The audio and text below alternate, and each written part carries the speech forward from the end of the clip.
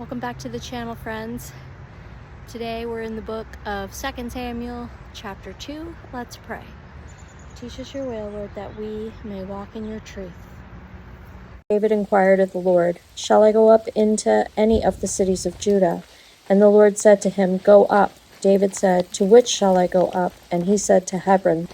So David went up there, and his 2 wives also, Ahinoam of Jezreel and Abigail the widow of Nabal of Carmel. And David brought up his men who were with him, every one with his household, and they lived in the towns of Hebron. And the men of Judah came, and there they anointed David king over the house of Judah.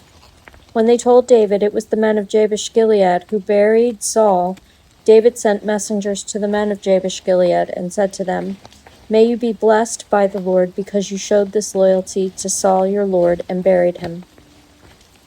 Now may the Lord show steadfast love and faithfulness to you, and I will do good to you because you have done this thing.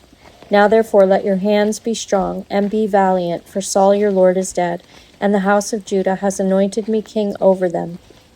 But Abner the son of Ner, commander of Saul's army, took Ishbosheth the son of Saul and brought him over to Mahanaim, and he made him king over Gilead and the Asherites, and Jezreel and Ephraim and Benjamin and all Israel.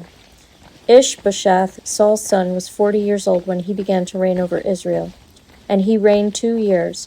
But the house of Judah followed David, and the time that David was king in Hebron over the house of Judah was 7 years and 6 months. Abner the son of Ner and the servants of Ishbosheth the son of Saul went out from Mahanaim to Gibeon. And Joab the son of Zeruiah and the servants of David went out and met them at the pool of Gibeon. And they sat down, the one on the one side of the pool and the other on the other side of the pool. And Abner said to Joab, "Let the young men arise and compete before us." And Joab said, "Let them arise." Then they arose and passed over by number, 12 for Benjamin, and Ishbosheth the son of Saul, and 12 of the servants of David. And each caught his opponent by the head and thrust a sword in his opponent's side, so they fell down together. Therefore that place was called Helkath Hazarim, which is at Gibeon. And the battle was very fierce that day, and Abner and the men of Israel were beaten before the servants of David. And the 3 sons of Zeruiah were there, Joab, Abishai, and Asahel. Now Asahel was as swift of foot as a wild gazelle. And Asahel pursued Abner, and as he went, he turned neither to the right hand nor to the left from following Abner. Then Abner looked behind him and said, "Is it you, Asahel?" And he answered, "It is I."